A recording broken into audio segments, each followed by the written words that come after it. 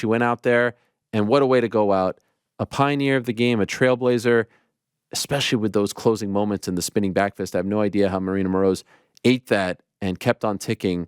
But in the end, she gets the win. She goes out on top, rightfully so, and she gets to sail off into the sunset a victor. A winner of her last two, by the way, kind enough to join us, the one and only Joanne Wood. There she is. Hello, Joanne. How are you? Hello. I'm good. How are you? Who's Good to this see you. guy or gal? Goose, remember from the last time? Oh, yes. He was over there sleeping, and then I think he heard your voice, and he was like, "I want in this again." Am I crazy, or is he bigger than the last time? Yeah, he's bigger. Yeah. Okay. Yeah. Wow. Well, that was a year ago. Remember? That was a year ago. Yes. Yeah. How old is he now? He's a year and 5 months, I think. Oh, wow. Okay. So he was a puppy. Wow. Yeah.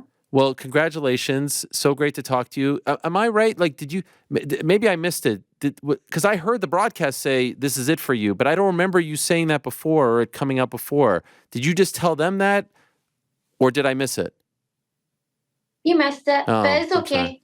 It's okay. I know you don't follow me anymore. What? That's wrong, first of all. Where did you say that this was the end for you? No. So I think when the fight got booked, I wrote up, this was last time to saddle up. Okay.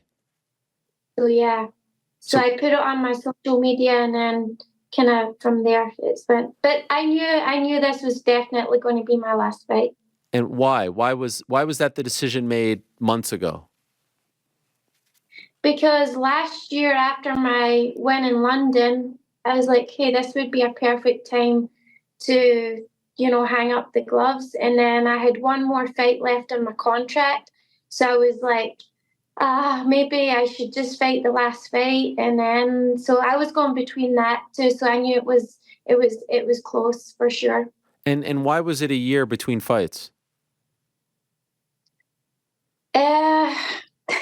Because of this sport, injuries and just, I had a lot going on, and I had a few injuries as well. So I actually was supposed to fight in September in Salt Lake City, but my visa, I applied for my green card, and there was visa issues. So don't want to point any elbows, but Danny Rubinstein messed that up. Not listening to me, but there was an issue, and then I had to pull out that fight. Danny dropped the ball, a rare Danielle? Yeah. Wow. So he got fired then, and then he got fired again on Saturday night. Because you're done. You have no use for him anymore. That's right. Well, he wasn't at my fight. Why wasn't he at your fight? Where was he? Because it was the first fight. Oh, he's getting wait a second. He was in Miami, but he wasn't in the arena? Yeah. Oh, my God. Really? Aren't you one of his first ever clients? I think I was like first of 5 or something. He didn't show up to the fight. Did you address this with him? Yep. Then I fired him. Legit? But it doesn't matter. Yeah, I'm retired anyway. Did this bother you? No. Okay. You couldn't care less. Yeah. Wait, what's going on? Whose camera is this right here? This camera just showed up in the middle of the shot. What's going on? We're turning the tables on us? Yeah, you're getting nervous right now. Don't say anything. Okay, I won't. Is there a documentary crew following you? Yeah, for me and John and the gym as well. What is it about? That's all.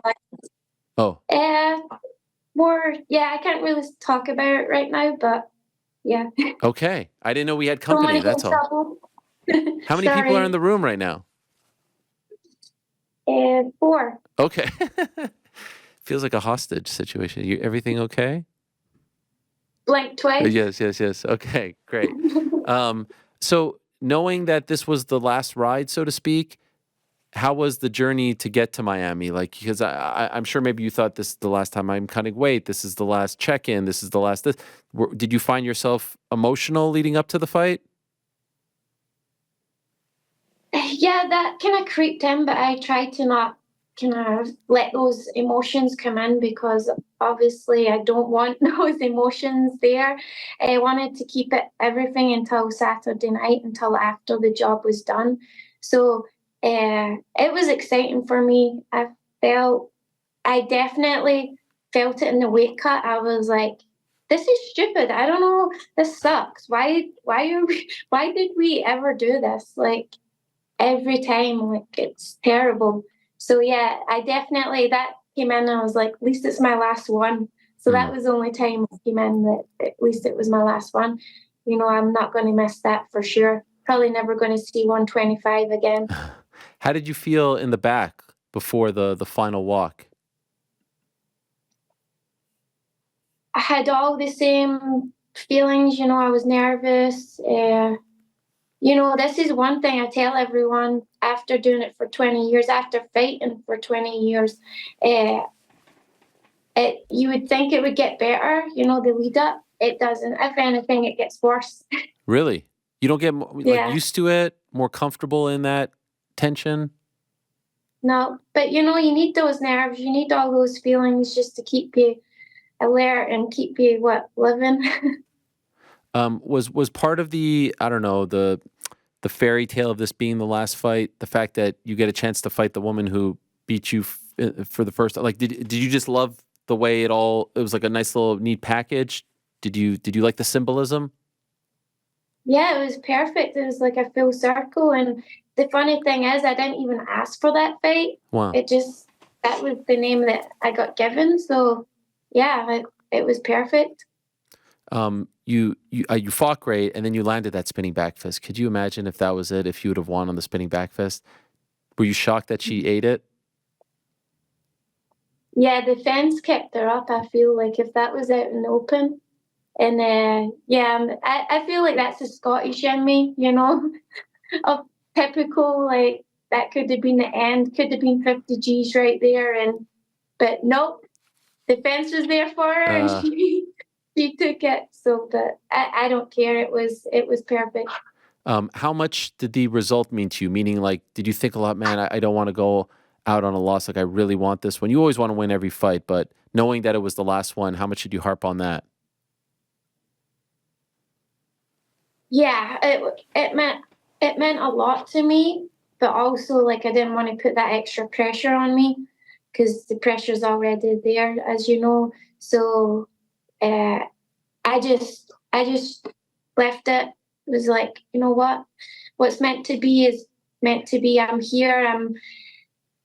This career has brought me to where I am right now, and I couldn't be more happier. Even if I go out and I lost, like, it doesn't change my life outside of the octagon. It's just this. It was perfect. It was a cherry on the top of winning, going out on a win. But like I said, it wouldn't have mattered if I lost because I'm winning in life right now.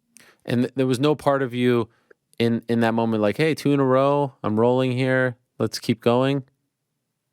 No, it's no. When you wake up and you're already tired and sore, and you know it's just time for the next chapter. And uh, you know, I have a great life, and I'm just ready to enjoy it. And with injuries and stuff, you just really don't know. Even for this camp, I got a scare with my back 2 weeks before, and it just really puts things into, yeah, consideration of what we're actually doing here.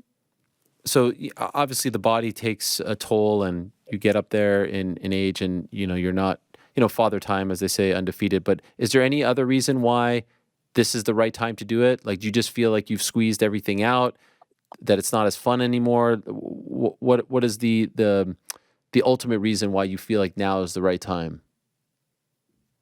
Yeah, I ain't a spring chicken anymore. And like I say, this is hard. This is hard what we do, you know, training 2, 3 times a day, the injuries we go through, what we put our body and mind through. It isn't easy. And as you get older, it's even harder because you can't train as hard or as much as you trained when you started. So yeah, I just felt like it was a good time. I want to go out on a high and knowing that I'm still good and not just keep fighting. I don't need to fight. I'm still doing it because I love it. And I'm back in the gym, I'm never not gonna do this, especially for my mental health. I'm gonna be doing this all of my days and just not competing at the highest level. I saw in the post-fight interview you were emotional, and as you're walking out, like knowing that it was the last time, what did that feel like? Wasn't thinking about it at the time, but now hearing you talking at the start was really, I've had to stop the waterworks. Now it's finally like when the adrenaline kicks in and all that, I wasn't ready to be emotional, which was good. But I know at that night, today, probably this whole week, I'm really gonna have been feeling it. Meaning, like everything's going to come out? Yeah, I'm probably I have been like crying, like this is it's hard, to know that what I've went through and to know that where it's brought me, it's hard. So, one thing, and I hope you don't mind me asking this. Like, I noticed that you always mention how good your life is now, and you seem like it's just like radiating off of you how happy you are in life, your personal life, which then bleeds into your professional life. And I know, just knowing you a little bit, that at one point that wasn't the case, right? Were there moments where you thought that you would never get to this happiness, that this happiness was unattainable? Yeah. There there's been lots of times where I've thought that. There's been lots of times I've hit rock bottom. Uh, and to get to this place where, it's not easy. Everyone's gone through their struggles even now. Like, even though I'm at that point and I'm happy, it's still really hard. Life's hard. But to know that I've been to rock bottom or to been to that place and still kept going, never gave up is means a lot to me. How long ago was rock bottom? Jeez, I can't even. I was saying to John, I need to write out a timeline line because I forgot more than I know. But I mean, I faced something last year, and I won't go into details, but that was that was rock bottom for me. But there's been, like I said, there's been lots of rock bottom moments for me, and I fight and I get up and brush off my knees and get back at it. So as recently as last year, I thought you were going to say like 5, 6, 7 years ago. No, Oh, wow. hey, life throws curveballs, and you just have to roll with the punches. Okay. And do you feel like you're in a better place now? Yeah, Okay. yeah. By the way, what led you? Because it feels like the big turning point for you was going to Las Vegas, going to Syndicate, meeting your future husband, John. What were the circumstances that brought you there? Because for a minute, you were kind of like a little bit of a nomad, right? Training all over the place. You're even in Montreal at one point, all over the world. How do you end up there? Who's responsible for that? Clint at the PI, the UFC PI, he helped me with my nutrition, and he got me back on the path to coming back and being healthier. So yeah, I owe a lot to him for bringing me here, and that was the start of me, really making a turn in my career and going all in on the science and being a better athlete. And then to get to Syndicate?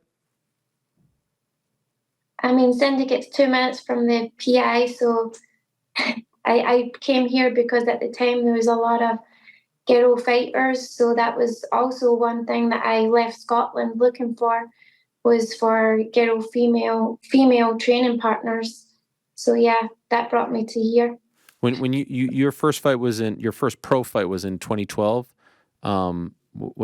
but I know you were fighting and training before that. When you started all of this, how long did you think it would last? Like, what were you planning for? What did you envision? I think my plan was to have kids when I was 35, so I was hoping I would be done by 30, but life never goes goes the way you think it's going to go or the way you plan it. And why did you even start this? Start MMA or Like, start just just this life. fighting? Yeah, why did you go down this path? I wasn't very good at school. Chasing that, like, oh, what was my click? And just by chance, I went to a Muay Thai class with my brother, and I done a class, and I was like, hey, this is awesome. And yeah, ever since then, I knew that was the bug inside me. I knew that was the love. So yeah, I just done whatever I could to keep doing that, because when I went there and I was training, hitting pads, sparring my little brother, everything, all my problems outside, gone. I was in the moment, living that moment, and I just kept on chasing that high. Did he travel down this road as well? Did he try to become a fighter? No, he done it for a while, and then he likes golf and football, soccer. Right. So he went down that road, but he's my biggest fan. Was he Probably knows more about MMA than me. was he there on Saturday? No, unfortunately, no. But he was watching. Okay, your mom was there. No, Oh, she had already planned. She already planned her Las Vegas trip for the end of the month. So I asked her to come out, but she couldn't get time off her work. So she's coming in a couple of weeks. So that would be good. So Okay. she wasn't there. I saw the photos of your Rager after party. It seemed like a crazy time. I don't know if you're still feeling the effects of it, but what was that like when you got back to the room with your husband, with your stepson, and I think you had other family members there, maybe, right? Yep. Yeah, I brought a Scottish family out. He's helped me a lot since I've left Scotland all those years ago. He's always checked up on me and just always been there for me. He cornered me for my fight in London actually, but he brought his family out, and it's great because I just have a little bit of comfort hearing Scottish people and just not having to change my words or change, like thinking, oh, did they understand me? I'm just level, and I create comfort knowing that they are there. So yeah, they were all there, and a few people that came out from Vegas. So it was good. It was good, and I was in bed after the main event, Nice. so it was perfect. Didn't have to wait for an Uber or anything. Just straight to bed. You didn't want to stay and watch it all live. Well, we can't. We can't. As soon as you fight, you get checked by the doctors, do media, and you're straight out the back door. That's so great. That blows my mind. There's no. Oh my lord. No green room or anything. That's the main thing that Yeah. we're Wait. always. There used to be the ice cream room. There's Yeah, none of that yeah, anymore. yeah. After COVID, they stopped that. Yeah, That's that's wild. why I'm retiring. No more ice cream. Yeah. Yeah. No, I don't blame you. If someone, there's a lot of new fans. If someone wants to see like JoJo at her finest, apex of your career, what you're most proud of, what's the fight that you would tell them to go watch? Uh, hmm. I would say probably the first Scottish fight in Glasgow, when I fought Courtney Casey. I thought that's a great fight, and we got fight of the night for that. And for me, it was I just went out there and threw a Maddie, and yeah, I loved that fight, and I still say to this day that's probably my favorite fight. Amazing. And as far as like, when I say like pioneer, trailblazer, things like that. Are you comfortable with that? Do you consider yourself that? I mean, you know me, I don't like talking about myself or saying anything good, but yeah, I'm proud of what I've done and proud of looking back now, proud of everything. Any regrets? Oh, geez, there's lots of regrets, but if I go back and erase all that, then I wouldn't be sitting right here. Right. And what about the circumstances regarding fighting for a UFC belt? Do you think that's something that will bother you? That it never happened? I know I didn't even make it to the poster, but I got the picture. Okay. uh, Man, that was crazy. That whole event, like her telling us that she wouldn't make the fight, and then them asking me to fight in 2 weeks, and we were in quarantine, and it was during COVID, and then go in and lose, and then there was an incident afterwards, and I nearly like I was in the ambulance. I saw the light in that ambulance, and it's funny looking back. Yeah, you just don't know this life's crazy, and but I'm like I say, if I erased all that, would I be here? I don't know. What do you mean you saw the light in the ambulance? Yeah, I passed out after that fight, and they took me straight to hospital, and they had to call for backup because my heart rate dropped, and they were thinking they put John up front, and yeah, they didn't know what they had to call for backup, so it was crazy. But anyway, doesn't matter. You know, there was a lot I do regret, but I'm not going to live on that. I'm happy here in this moment, and so I'm here. Just curious, considering that scare, did you consider stop fighting after that? Yeah, I ended up I tested positive for COVID a couple of days later, and uh, I was really, really bad. And yeah, I had to have a hard think about what. But like I said, we've done injuries that we're like, hey, but is this the? I can remember the first time I got to Las Vegas, and someone spiked me on my head, and I'm Oh, lying there like I finally got my life in order, and I finally came here, and I've met the man in my dreams, my my stepson, and I'm lying on the mat looking up at the ceiling like, is this it? And I'm never going to be able to. I didn't even know if like I could feel anything. These are things that we go through, and there's stories behind every fight camp, every fight you don't take, every just everything. And anyway, I'm trying not to cry here. I'm I'm sorry. I'm keeping it sorry. together. I'm sorry. I'm sorry. I'm sorry. You're doing a great job. I'm assuming you're not going to miss any of that, right? You're not like all that, like just maybe it feels like an 800-pound gorilla is off your shoulders.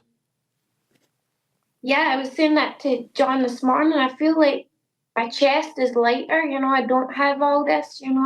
I'm still going to train, still going to help a lot of people in the team, and still do jiu-jitsu and things like that. But it's good to know that you're not, you can take a day off, you can take a session off, not worrying about a fight that you have to compete at Are your best. Are you going to transition now to being a coach at the gym, like full time? I'm sit- I'm sitting in John's seat right now. This is the boss's seat. I'm ready to take over, and he just walked in. Uh-oh.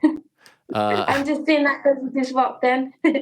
No, I'm ready to help him with the business side, the team, and yeah, ready for that chapter. are there I don't think he's ready, or the team are there going to have my whip out. are there things outside of MMA that you want to do? No, this is my life. I still want to be part of the sport, and uh, yeah, I still want to be involved, and I married a guy with a gym, so I'm set up for life. And I'm just curious. I know you mentioned your stepson in the post-fight interview. How has that changed you, being a mother to a young boy? How has that changed you as a person? It's the proudest thing I've ever had going on in my life. Love him dearly. He loves me. We respect each other. We have fun. We just it's funny because now I'm like, okay, now I can be even better stepmom, and he's how can you be better? How can you be better? So yeah, I give him my all, but I know I can now. It's going to be like, when you're cutting weight and stuff, you're always kind of be a little bit grumpy and stuff. So even though he gets all of me, he's just going to get even more. Is John still in the room? No. Oh, I wanted to ask him a question about I you. think he's outside. Okay. Baby. What? I was got a question for you.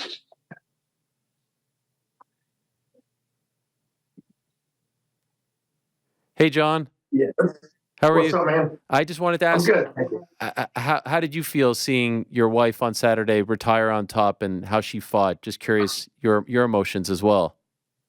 Oh, man, I was just telling my guys at practice, very, very few people get to write their own ending of the story and have it go the way they want it to go. And, this is a situation that was obviously very special for me to not only, and tell people there's two sides to this. It's bittersweet. It's my wife. So it's amazing that she's able to have a career, and I was so happy for her. And the fact that she gets to go out on a 2-fight win streak and do that, was amazing. And it was a lot of emotions, and it was a mixture, like I said, of bittersweet. Because at the same time, she's also my fighter, and fighter first and foremost. That's one of those things that when we first got into this is like, hey, these things are separate, and we've done very, very good at doing that. But losing one of the people like with Joe is, I wish I had 20 of her, because she's always on time, early. She's always ready to go. You never have to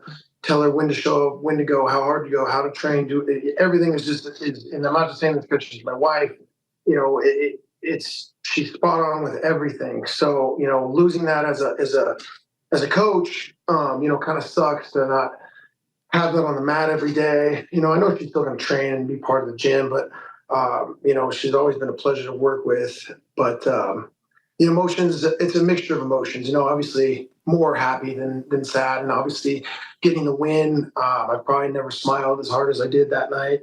And there was there's moments of like, oh my God, should I cry? Should I laugh? Should I shit myself? It's just like, I don't know. It's all over the place. Where it's just a lot of everything. But overall, I'm so happy for her, so happy for the team, and to have her be able to transition into something else after fighting is I'm proud to be able to be part of that too. So it's just the beginning for a new chapter.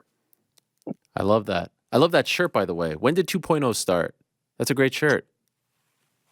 I don't know, it was a couple, but geez, we did this one like 4 or 5 years ago. Okay.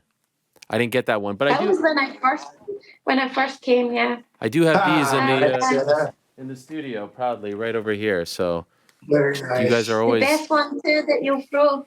Yeah, the wedding gift. Yes. Wait, what was that, Jojo? The best one too that you'll throw. Yes. Oh, of course, the best one too. Yes, I will translate the best one too. Yes, that you'll throw. thank you. And by the way, John, just in closing, how do you feel about being demoted? She told me that she's now the head coach, so I was just curious about that. I mean, if she's willing to step up and take the work off my plate, I'm actually good with it. I'm okay. I'll sit back and watch her go through all this crap. So. Well, I do have to say, 299 was a great card, and a lot of good people who I admire greatly went out on top. nothing made me happier than Joanne Wood going out on top with a win. It really was a beautiful thing. And honestly, one of my favorite people that I've ever met in life, not just in MMA. So you're a very lucky man. And I wish you guys nothing but the best. And we'll miss you, JoJo, but happy that you're still in the sport and wish you nothing but the best. I'm glad this was my last interview with you. I hope not, but if you want it to be, then that's okay. This is it. It's over. This is it? All right. I don't want to be in front of the camera. No. Yeah. Got a lot of good memories. And anyway, I think that was a thank you, Eric. Yeah, no, all good. thank you so much. No problem. And we'll always have that For trip to, always supporting me. of course, and we'll always have that trip to the barbershop in Brooklyn. I don't think you like the haircut, but I always enjoyed that trip, and it was one of my highlights. So well done, and I'm so happy for you. Congrats on an incredible career. Thank you. Thank you so much. Thank you for always getting me on here. And yeah, I've never been the best at interviews, but you've always stuck with me and appreciate you. Thanks, guys. Talk to you Thank soon. you. All the Thank best. you. There she is, Joanne Wood. Thanks for watching. We appreciate it very much. Hey, if you like this video, give us the old thumbs up. Subscribe as well. You could get many more of these videos on the channel, so please do that. We would love you forever if you did so.